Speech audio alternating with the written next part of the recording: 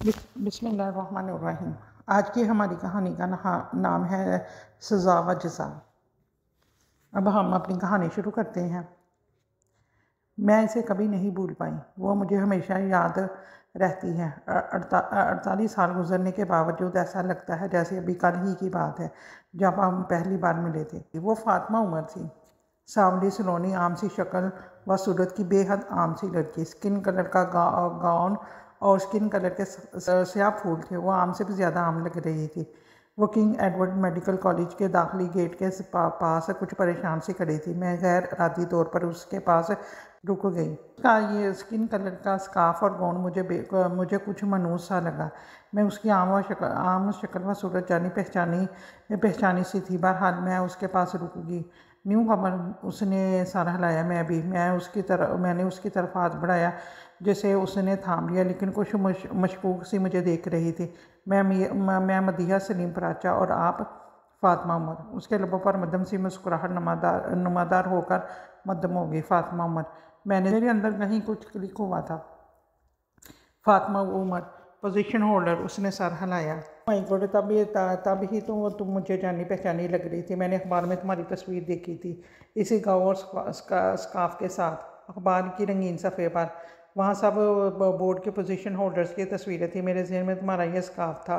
कुछ और? मैंने सर हिलाया और हाथ एक बार फिर उसकी तरफ बढ़ा दिया। क्या मेरे साथ दोस्ती करोगी फातिमा? उसके साथ चलते हुए मैंने पूछा। दोस्ती? वह ज़रा सा खुलकर मुस्कुराई थी और मैंने देखा उसके दाएं रखसार पर नन्हा सा बब्बर बनकर गायब हो गया। तुम कुछ लेट आई हो फातिमा, आज मेरा चौथा दिन है। हाँ, उसकी मुस्कुराहट सिमटी। कुछ लेट होगी। सुना है यहाँ सीनियर स्टूडेंट नए आने वालों को बहुत तंग करती हैं। वो मेरे साथ चलते चलते लम्हे बाड़ के लिए ठहर गई थी। उसकी नज़रें इर्द गिर्द गुजरते तलबा पर थी। तो तुम इस डर से लेट आई हो, लेकिन सीनियर्स भी तो बड़े काई होती हैं। वो देखो सामने और मैं दाएं तरफ सीनियर्स के ग्रुप खड़े हैं, नए आने वालों को ताड़ रही हैं, गज़ब की नज़र रखते हैं ये। मैंने हौले से हंसी। लेकिन तुम घबराओ नहीं, यहाँ चंद सीनियर से लड़कियों से जान पहचान है मेरी। वो मेरे 2 कज़न्स पढ़ते हैं, उन्हीं की वजह से बचत हो गई। हाँ, थोड़ा बहुत तंग करने का उनका हक है। सो क्या अब दोबारा वो मुझे तंग नहीं करेंगे? तुम मेरे साथ हो? कौन से एयर में हो? तो एयर में है तुम्हारी कज़न। वो अब मुतमईन सी थी। वो कदरे इत्मीनान से इधर उधर का जायज़ा लेती हुई मेरे साथ चल रही थी। मेरा कज़न जवाद 3rd ईयर में है और मेरी कज़न नवीदा 2nd ईयर में। मैंने बताया तो वो खुश हो गई। ये तो बहुत अच्छी बात है। हमें अगर कोई मसला हुआ पढ़ाई में तो हम उनसे मदद ले सकते हैं, क्यों नहीं? वो दोनों मेरे बहुत प्यारे मामू जान की औलाद हैं। उसने मेरी बात सुनकर सर हिलाया था। कुछ देर तक हमारे दरमियान खामोशी रही। फिर मैंने पूछा, क्या सोच रही हो? मैं सोच रही थी कि नए आने वालों को फूल बनाने की रवायत ख़त्म नहीं हो सकती। उसकी सवालिया नज़रें मेरी तरफ उठी हुई थी। मैंने देखा आम सी शक्ल व सूरत वाली आम सी लड़की, सियाह आंखों में बुला की चमक थी। मैंने उसकी इतनी रोशन आंखें इससे कबल कभी नहीं देखी थी। जैसे इन सियाह तितलियों में 2 दिए जलते हैं। हालांकि वो बड़ी बड़ी गलाफी हिन्नी जैसी खुमार आलूदा आंखें नहीं थी, फिर भी उन आंखों का सहर था। इन आम सी आंखों के गिर्द घनी मुड़ी हुई पलकों की बाढ़ थी। फातिमा उमर, आम शक्ल व सूरत वाली लड़की, इसके दाएं गाल में पड़ने वाला डिंपल और उसकी ये लंबी घनी मुड़ी हुई पलकों वाली बेहद रोशन आंखें बहुत ख़ास बना रही थी। इस पर उसकी जहनीत और जहनत व लियाकत। उसने सरकोदा बोर्ड में पहली पोजीशन हासिल की थी। वो बहुत आम होते हुए भी आम नहीं थी। नहीं यार, मैंने इस चेहरे से नज़रें हटाई। कोई भी इसके लिए तैयार नहीं होता। हर सीनियर ये कहता है जब हमें फूल बनाया गया तो हम क्यों ना बनाएं। कुछ अर्सा पहले तो रैगिंग काफ़ी ख़तरनाक हद तक तकलीफ दे हो गई थी, लेकिन अब बेहतर है। फिर चलते चलते एक लड़की की तरफ इशारा किया। चंद सीनियर लड़कियां घेरे हुए थी। वो बेसुरी आवाज़ में गा रही थी। वो बेचारी तुम्हारी तरह चंद दिन गुजार कर आई है। अब ये फूल वगैरह बनाने वाले का सिलसिला ख़त्म हो गया है, लेकिन ताड़ने वाले भी क़यामत की नज़र रखते हैं, टाल लेते हैं। नया पंछी हैं, ज़रा इधर देखो। मैंने एक तरफ इशारा किया जहाँ लड़कों का ग्रुप भी एक लड़के को ठुम कर नाच रहा था। वो कहके लगाते लड़के तालियां बजा रहे थे। लेकिन मैं 4 दिन के बाद इसलिए नहीं आई कि मुझे फूल बनाने का लेकिन मैं 4 दिन बाद इसलिए नहीं आई कि मुझे फूल बनने का डर था, बल्कि इसने गहरी सांस ली। मेरी आपा अचानक बीमार हो गई थी, और मैं पूरी यकीन भी नहीं थी कि मुझे एडमिशन मिलेगा या नहीं। तुमने टॉप किया है, फिर भी तुम बेयकीन थी। ये क्या बात की तुमने? मैं हैरान हुई। नहीं, मेरा मतलब है लिस्ट में नाम तो आ गया था मेरा के लिए, लेकिन मैंने बिल्कुल आखिरी दिन अपनी फ़ीस वगैरह जमा कराई। तो जब तक मैं यही सोचती थी शायद इस साल एडमिशन ना ले सकूँ, लेकिन तुमने आखिरी दिन एडमिशन फ़ीस क्यों जमा करवाई? कुछ मसला हो जाता। तुम ना जमा करवा पाती तो साल ज़ाया हो जाता। मेरे पापा कहते हैं रिस्क नहीं लेना चाहिए, हमेशा वक्त से पहले काम करना चाहिए। तुमने एडमिशन फ़ीस जमा करवाने की डेट अनाउंस होते ही फ़ीस जमा करवा दी। हाँ, ये तो है। उसने बड़ी तहम्मुल से मेरी बात सुनी, लेकिन मेरे पास एडमिशन फ़ीस के लिए पूरी रकम ना थी। मुझे हॉस्टल की भी साथ ही फ़ीस जमा करवानी थी। हालांकि मेरी आपा पिछले 2 साल से कालीन बना रही थी। कालीन तो मेरे रिज़ल्ट आने तक तैयार हो गया था, लेकिन रकम यकमुश्त नहीं मिल सकी थी। अब्बा को बकाया रकम के लिए लाहौर के कई चक्कर लगाने पड़े थे। जिस दिन आखिरी तारीख थी उसी दिन अब्बा को बकाया पैसे मिले थे। मेरे कज़न अब्दुल राफ़ी ने जमा करवाए। मैं हैरत से आंखें फाड़े उसे देख रही थी। तुम्हारी बहन कालीन बनाती है? हाँ, हमारे गांव में अक्सर लड़कियां कालीन बनाती हैं। यहाँ लाहौर के दुकानदार कालीन बानी का सब सामान दे जाती हैं और एक कालीन तैयारी के लिए 2 से 3 साल लग जाते हैं, और बाज़ औक़ात इससे भी ज़्यादा।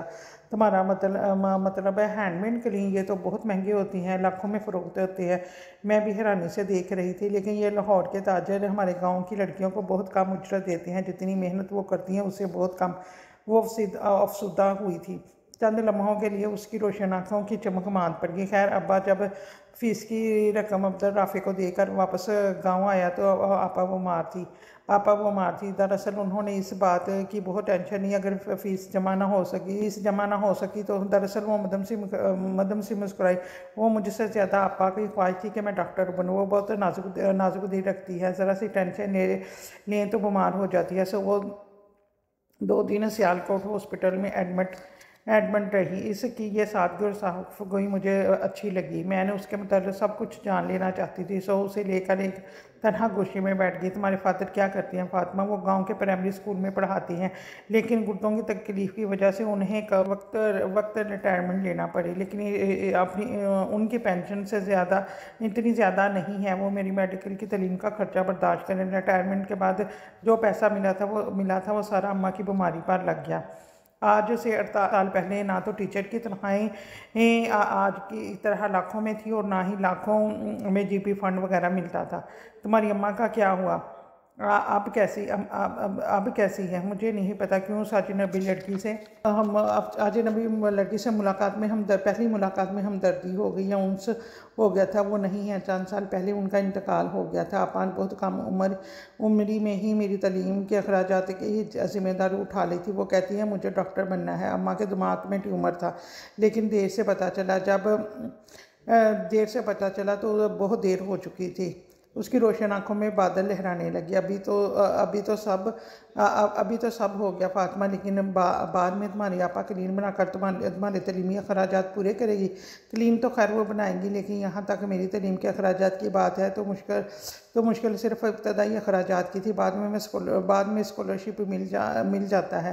हमारी प्रिंसिपल ने बताया था कि गवर्नमेंट स्कॉलरशिप के अलावा मुक़य्यर हज़रात की तरफ से भी स्कॉलरशिप की ऑफ़र्स आती रहती हैं। उन्होंने मुझे कहा तुम नोट्स बोर्ड देखती रहना, जब कोई अच्छी ऑफ़र्स आए तो अप्लाई कर देना। वैसे मैंने अपने कज़न के कहने पर 1-2 जगह अप्लाई कर रखा है। मेरे कज़न अल्लामा इकबाल मेडिकल कॉलेज के 4थे साल में वो स्कॉलरशिप होल्डर हैं। उन्होंने मुझे गाइड किया था यहाँ अप्लाई करो। पता है अब्दुल राफ़ी क्या कहता है? वो होले से मुस्कुराई। उसी दाएं गाल में बवरासा बनकर मदम हो गया। वो नोट्स बोर्ड चेक करता रहता है। वो ज़्यादा स्कॉलरशिप की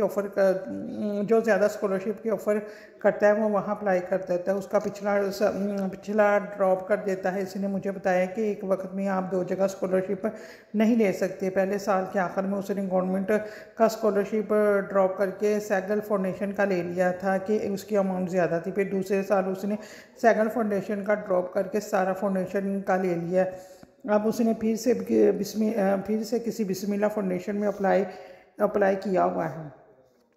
उसके होंठों पर आप भी मध्यम सी मुस्कुराहट थी, मुस्कुराहट उसकी रोशन आंखों में भी झलकती थी। तो मुस्तकबिल में तुम भी ऐसा इरादा रखते हो? मैं होले से हंसी। वह मुझे बहुत अनोखी और मुनफरद सी लगी। लोग तो अपना आप छुपाते हैं। वो बगैर किसी एहसास कमतरी के बता रही थी। वो आम से घराने की आम सी लड़की जिसके मुआशी हालात भी अच्छे नहीं थे। बिल्कुल उसकी मुस्कुराहट गहरी होगी। मुझे अब अपने मतलब कुछ और बताओ, अपनी फैमिली के मतलब। फिर मैं तुम्हें बताती हूँ। मेरे पास बताने को कुछ ज़्यादा नहीं मदिया मेरे पास बताने को कुछ ज़्यादा नहीं मदिया। जैसा कि मैंने तुम्हें बताया, मेरे अब्बा टीचर थे। आजकल गांव में छोटी सी दुकान खोल रखी है। शाम को दुकान बंद करके बच्चों को पढ़ाती हैं। ट्यूशन पढ़ाने वाले तो बहुत मज़े होते हैं यार। इतनी ज़्यादा ट्यूशन फ़ीस लेते हैं। ये बड़ी बड़ी गाड़ियाँ, शानदार घर बना रखी हैं। मुझे अपने ट्यूटर का ख्याल आया। हमारे गाँव में बहुत गुर्बत है मदिया। अब्बा किसी से ट्यूशन फ़ीस नहीं लेते। उनके लिए सबसे बड़ी खुशी की बात यह है कि उनके गांव के बच्चे पढ़ लिख कर बाशऊर हो जाए। उनके इख्तियार में हो तो वो गांव के हर बच्चे को इल्म की दौलत से माला माल कर दें। वो अपने गांव की गुर्बत का जिक्र करते हुए अफसरदा सी हो गई। मेरी अम्मा का इंतकाल हो चुका है। हम 2 बहनें हैं। आमना मुझसे 5 साल बड़ी है। मैं 6 साल की थी जब आपा 11 साल की थी और जब हमारी अम्मा का इंतकाल हुआ। एक तरफ हमारी ताई ने ही हमें पाला। दरअसल ताया और अब्बा एक ही घर में रहते थे, बल्कि अब भी हम एक ही घर में रहते हैं। ताया अपनी थोड़ी सी ज़मीन पर काम करते हैं। अब्बा सीटी करके टीचर लग गए थे। मेरे ताया है और एक बेटा है और 3 बेटियां हैं। एक है तकरीबन आपा से बड़ी है, एक तकरीबन उनकी हम उम्र, एक मुझसे छोटी है।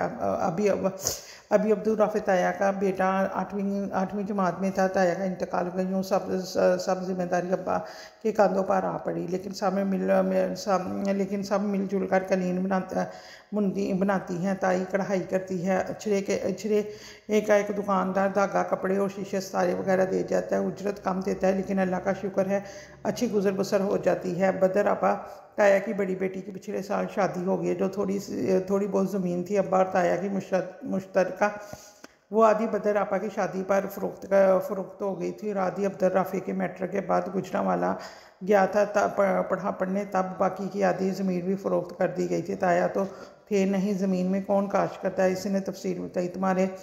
तुम्हारी आपा और तायाजाद बहनों ने पढ़ा नहीं है। गांव में लड़कियों का स्कूल सिर्फ मिडल तक है। नासरा आपा ने मिडल तक पढ़ा है। छोटी अभी पढ़ रही है, 7वीं में है। उसने स्काफ दुरुस्त किया।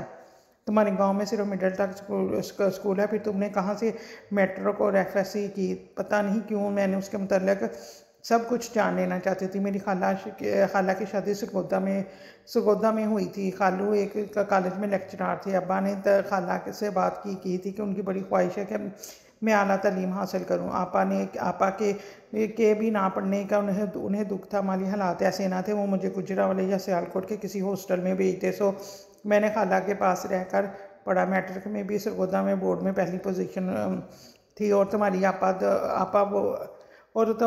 आपा भी तुम्हारी खाला के पास रह सकती थी। मुझे इसकी आपा से हमदर्दी हो गई जो फातिमा को पढ़ाने के लिए मेहनत कर रही थी। खुद 8 जमातें पढ़ी थी। हाँ, पढ़ तो सकती थी। उसकी आंखों में एक शरीर से चमक होती। पर हमारे यहाँ लड़कियाँ शादी से पहले ससुराल जाकर नहीं रहती, भला वो उनकी सगी खाला का घर ही क्यों ना हो। आपा की निस्बत बचपन ही से मेरे खालाजाद भाई से हो चुकी है। खालद भाई UETC सिविल इंजीनियरिंग कर रहे हैं। आखिरी साल है उनका बस। और कुछ वह फिर हंसी में एक बार फिर उसके दाएं रुखसार के बब्बर आंखों में दमकते रोशन चिरागों में खोस गई। या अल्लाह, ये इतनी आम सी सांवले रंग की लड़की में इतनी कशिश हो सकती है जो मुझे महसूस हो रही नहीं। बस मैंने तुम्हें अपने मुतल्लिक बताती हूँ। मेरे पापा बिजनेसमैन हैं, मम्मा डॉक्टर हैं। गरचे पापा और मम्मा दोनों फर्स्ट कज़न हैं, लेकिन मेरे ददियाल में सब बिजनेस करते हैं। वो सब आला तलीमी याफ्ता है। ननियाल में सब डॉक्टर हैं। मेरे नाना भी डॉक्टर हैं। मम्मा के नाना भी डॉक्टर थे। मम्मा का अपना हॉस्पिटल है। मेरे तीनों मामू और मोमानियाँ भी डॉक्टर हैं। उनके बच्चे भी मेडिकल में ही हैं। मेरे दो भाई हैं, बहन कोई नहीं है। मेरे बड़े भाई सलमान जो 4 माह से यूके से MBA की डिग्री लेकर आए हैं, पापा का बिज़नेस में उनका हाथ बटा रहे हैं। उनकी मंगेतर मेरे बड़े मामू की बेटी, उनकी मंगनी में मेरे बड़े मामू की बेटी ज़हरा से हो चुकी है, जो इन दोनों मास्टर्स कर रही हैं। मैं और मेरा जुड़वा भाई उस्मान, हम दोनों ही मेडिकल का शोबा मुंतखब किया। उस्मान ने भी तुम्हारी तरह लाहौर बोर्ड में टॉप किया। उस्मान पर आचा उसके लबों से निकला, यकीनन उसने भी अखबार देखा। Yes, he is my brother. तब ही उस्मान मुझे सामने से आता दिखाई दिया है। हाय मद्दो, तुम यहाँ छुपी हुई हो, मैं कब से तुम्हें ढूंढ रहा हूँ। पापा का पैगाम है ड्राइवर के साथ कि नानों की कुछ तबीयत कुछ ख़राब है। हम यहाँ से सीधा नानों के घर जाएंगे, हो सके मामा को भी रास्ते से पिक कर लेंगे, क्योंकि गाड़ी रोक कर वर्कशॉप पर है, क्योंकि उनकी गाड़ी वर्कशॉप पर उनकी आदत थी, वो बगैर स्टॉप के बोलता था। हमें कॉलेज और अब यहाँ अफजल भाई पिक एंड ड्रॉप करते थे। जब से सलमान भाई आई हैं, पापा उनके साथ ऑफिस जाती हैं और अफजल भाई घर पर होती हैं। इनका काम सिर्फ हमें लाना और ले जाना है। अगरचे उस्मान की शानदार कामयाबी पर पापा ने गाड़ी गिफ्ट की थी, लेकिन उन्होंने इसे कॉलेज चलाने की इजाज़त नहीं दी। मुझे में फातिमा मिल गई थी, हम बातें करने लगे। मैंने मज़ीद कुछ कहने से पहले ही बताया। उसकी सवालिया नज़रें मेरी तरफ उठी। ज़ाहिर है वो मेरी तमाम दोस्तों को जानता था, सो उसने हैरान होना बनता। ये फातिमा उमर है हमारी तरह, इसने भी इसी साल एडमिशन लिया। उसने सरसी सी नज़र उस पर डाली। मैंने अजीज़ को बताकर आता हूँ, तुम पार्किंग में आ जाओ, वैसे भी आजकल तारुफी सेक्शन ही चल रहा है, तो मज़ीद रुकने का फ़ायदा। ठीक है। और हाँ, ये फातिमा उमर है उस्मान तुम्हारी तरह, इसने भी सिकोर्दा बोर्ड में टॉप किया है। और फातिमा, ये मेरा भाई उस्मान है। मैंने तारुफ करवाया। उस्मान जो वापसी के लिए कदम उठा चुका था, अब रुककर फातिमा को देख रहा। उसकी आंखों में हैरत और बेयकीनी थी। शायद वो सादा सी फातिमा से यह तवक्को नहीं करना था। उसने बोर्ड में टॉप किया। उसकी आंखों का दूसरा तासुर कुछ अच्छा नहीं था, नापसंदीदगी का और जेलसी का तासुर। मुझे पता था उसे फातिमा अच्छी नहीं लगी, क्योंकि उसके नंबर उस्मान से ज़्यादा थे। मुझे उसका तबसरा, वो तमाम बोर्ड्स के टॉपर्स के नंबर देख रहा था, तो फातिमा के नंबर सबसे ज़्यादा थे। उस्मान ने दूसरे नंबर पर था। ये लड़कियाँ, इनको आता जाता कुछ नहीं है, बस रट्टा लगा कर नंबर ले लेती हैं, फिर वो सरगोदा बोर्ड वाले नंबर भी तहाशा देती हैं। मैं उसकी सगी बहन नहीं थी, लेकिन बचपन ही से किसी टेस्ट में मेरे एक नंबर उससे ज़्यादा आ जाते, तो वो जल बुनकर कबाब हो जाता। हालांकि ज़्यादातर उसी के नंबर ज़्यादा होते थे। मुझे याद है एक बार मैथ में मेरे नंबर ज़्यादा थे, तो उसने गुस्से से मेरी टेस्ट वाली कापी फाड़ दी। वो ऐसा ही था, खुद पसंद मगरूर सा। वो किसी को अपने सामने आगे बढ़ने का हौसला नहीं रखता था। हालांकि वो मेरा भाई था, मुझे उससे मोहब्बत थी। वो हर क्लास में टॉप करता था। अब भी लाहौर बोर्ड में पहली पोजीशन ली थी। मेरे नंबर भी अगरचे अच्छे थे, लेकिन पहली 3 पोजीशनों में मेरी कोई पोजीशन ना थी। मैं बहुत खुश थी। जाते जाते उसने मुड़कर उसे देखा और कंधे झटक कर आगे बढ़ गया। ये मखसूस अंदाज था, 100 वाट। तभी फातिमा ने मेरी तरफ देखा, फिर अपनी तरफ आती है कि लड़की की तरफ इशारा किया है। वो नाजिया सरगोदा कॉलेज में मेरे साथ ही पढ़ती थी। मैं दरअसल इसी वक्त गेट पर उसका इंतज़ार करती। ओके, फिर कल मुलाकात होगी। मैं जल्दी से फातिमा और उसकी फ्रेंड्स को खुदाफिज़ का पार्किंग की तरफ भागी। उस्मान से कुछ बैद नहीं, वो मुझे छोड़कर ही चला जाता। गुस्से में उसे खुद पर कंट्रोल नहीं रहता। मेरी फ्रेंड्स में किसी को यहाँ दाखिला नहीं मिल रहा था। सदफ मेरी बेस्ट फ्रेंड जो फातिमा जिना में गई थी। हालांकि हमारा ग्रुप को मोना और आशिक को रावलपिंडी मेडिकल कॉलेज में दाखिला मिला था। सो अगर वो चला जाता तो मुझे अकेले ही जाना पड़ता। मेरा अंदाज़ा सही निकला। वो काफ़ी गुस्से में था। मैं खामोशी में ही आफियत समझी। मम्मा को नानों के घर छोड़कर थोड़ी देर वहाँ बैठकर हम घर आ गए। उसने मेरा अच्छा मजाक उड़ाया। अब तुम उस पेंडू लड़की से दोस्ती करोगे। तुमने गौर नहीं किया उसकी शक्ल पर कितनी हमाकतें बरस रही है। तुम्हारी नज़र का कसूर है उस्मान, वरना उसकी रोशन आंखें उसकी जहनीत का सब पता देती है। और तुम ज़रा अपना दिल का शादा करो, अपने अंदर को दूसरों की खूबियों और साहलियतों को तकसीम करने का हौसला पैदा करो। उस्मान, अब तुम कोई टीनेजर नहीं हो, एक छोटे से कॉलेज कॉलेज ने एक छोटा सा कॉलेज नहीं बल्कि मुल्क भर से स्टूडेंट आए हुए हैं, बल्कि गैर मुल्क ममालिक से भी। वो कई ऐसे भी होंगे जो तुमसे कहीं ज़्यादा लायक होते। मुझे फ़ातिमा के मतलब उसका तबसरा बुरा लगा। मैंने फ़ातिमा से कुछ ही देर में मुतासर हो गई थी। क्या पहली मुलाकात में इस पेंडू लड़की ने इतनी दोस्ती होगी तो मुझे अपने जुड़वा भाई को दिल का शादा करने का मशवरा दे रही हो। वो जैसे मेरी बात सुनकर शॉक्ड हुआ। मैंने पहले भी इसी तरह का मशवरा नहीं दिया था। कुछ लोग होते ही हैं जो पहली मुलाकात में असीर कर लेते हैं। उस्मान और फातिमा भी ऐसी ही है, सादा बावकार सी। मेरी बात मुकम्मल होने से पहले उस्मान ने कहका लगाया, हुआ इतनी आम सी लड़की जो एक बार देखने के बाद भी दूसरी बार देखने की तमन्ना ना हो, उससे मेरी ज़हीन बहन असीर होगी। यह सदी का सबसे बड़ा मजाक है। मदो डियर।